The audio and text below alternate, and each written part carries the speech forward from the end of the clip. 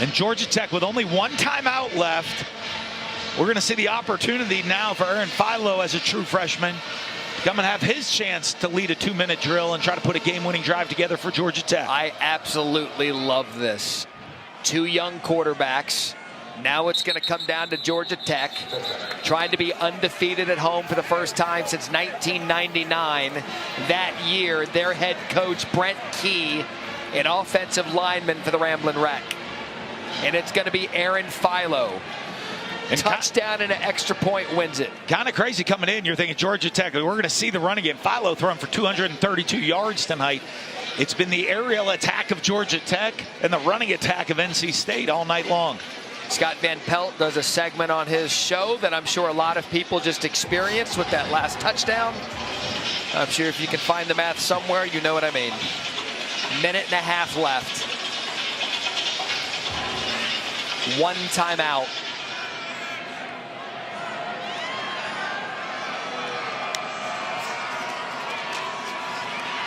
Philo over the middle. That's a good start to the drive. Chase Lane. Again, the one timeout.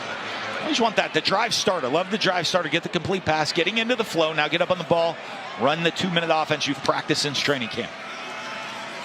2nd and 4. Another positive gain, that to Jamal Haynes. It's going to be for 2, going to bring up 3rd and 2. Clock stops under 2 minutes. In these situations, Matt, you get out of bounds. First downs and out of bounds.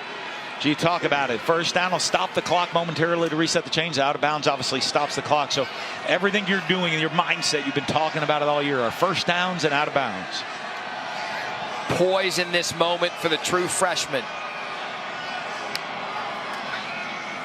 Philo moves the chains. First down, Georgia Tech. That's the first down. It'll stop the clock. Now get right back up on the ball. Get ready to go. That's your first down. You're not getting a first down. You got to get out of bounds. Again, Philo just threading the ball to his receivers. They've been covered, but he's been putting them on them. Jamal Haynes and a gain of 17.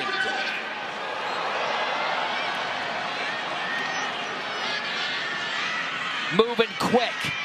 Again, intermediate route. Again, Haynes. Haynes wasn't able to get out of bounds. And Brett Key, yeah, he ran out there and used that timeout. Yep. And now the NC State player's down, and they're waving back at the player. That's he's going to try to get the timeout back and say, hey, we had to stop the clock for the player. Don't charge me with it.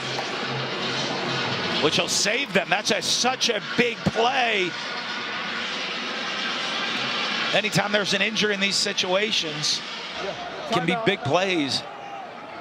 And it was because Jamal Haynes was not able to get out of bounds on the route. But Philo doing a great job checking the ball down right now, Matt. Of not forcing it all the way down the field. Again, checking the ball down and taking what the defense gives and move them methodically right now down the field and into a 2nd and 2 situation without having to use the timeout. And they're officially not charged with the timeout. You're right. So now you've got, I hate saying that you have a free timeout because of an injury. Yep. You can gather yourselves. You're at 40 seconds. You get the one timeout back, 2nd and 2, and you're piecing together a pretty good drive. Yeah, and you have 2nd and 2. So a first down, 2nd and 2 gives you some options.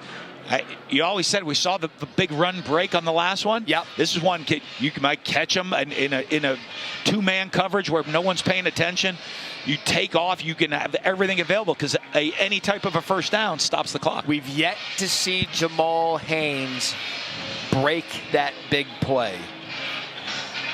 We saw it a moment ago from Smothers. And this is such a big difference between college and NFL, where NFL you can't even run in the draw in some of that situation here. The clock's running. Right here you have the opportunity to do it. And you look at the comeback again. They were down and scored 2 touchdowns in under 3 minutes. The big one from C.J. Bailey, the cutback, and then just moments ago Smothers and Bailey combined for the 8-point play And that's why we are where we are. With 42 seconds left, 29-23.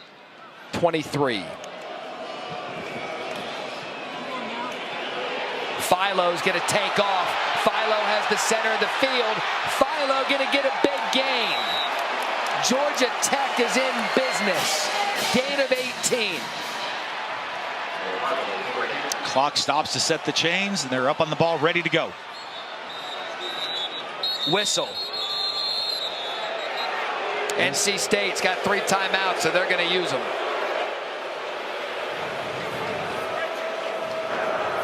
Philo's done a great job tonight. Timeout. NC State, their first of a half. 30-second timeout. Everyone was covered. Please reset the game. 18-yard gain. Yeah, 3-man rush. Eyes downfield, not there. He knows all he needs is 2 yards for the first down. Middle of the field's wide open. He's not going to slide at this time of the game. He's going to try to finish it, get as much as he can. You know, that clock is going to stop as soon as you got it. You saw him get the ball to the official, get right back on the ball. And Matt, it's been a similar play. They're running verticals, getting everybody deep, trying to run, and they have Jamal Haynes underneath, and Philo's not forced the ball down the field once. Now, it'll be interesting to see, because if you know Tony Gibson, when a time comes, if he's going to come, he's going to come, and it's not going to be, I'm blitzing some people. I'm blitzing everybody, and it's going to get to a point where he brings the house here soon. 23 points through 3 quarters in this one. We've had 29 in the 4th quarter. 22 from NC State. Again, pressure, middle of the field. There goes Philo. Touchdown, Tech!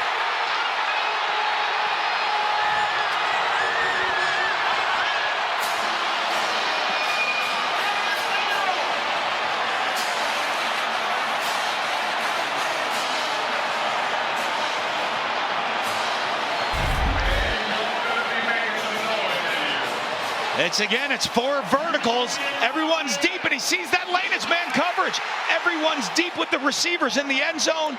He sees the lane, takes off, lowers his pad, is at the goal line, gets into the end zone, and we're an extra point away from Georgia Tech taking the lead. 7 plays, 75 yards, and 1 minute and 8 seconds. And we have 2 true freshman quarterbacks going back and forth using their legs, and that time it was Philo.